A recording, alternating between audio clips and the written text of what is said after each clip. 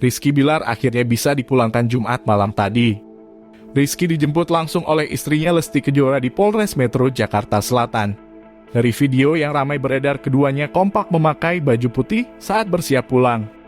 Sedangkan ayah Lesti, Endang Mulyana, tak nampak bersama putrinya itu. Seperti diketahui usai kasus KDRT ini ramai dibicarakan, Endang selalu menjadi orang yang selalu berada di dekat Lesti. Bahkan ketika Lesti memutuskan mencabut laporannya dan mendatangi Polres, Endang tetap mendampingi.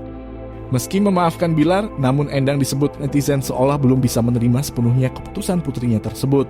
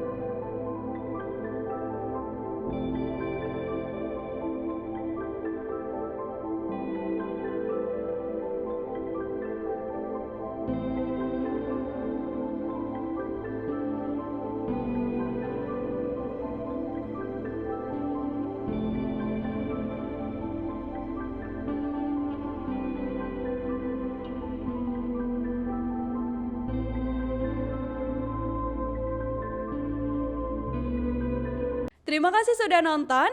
Jangan lupa like, subscribe, dan share ya.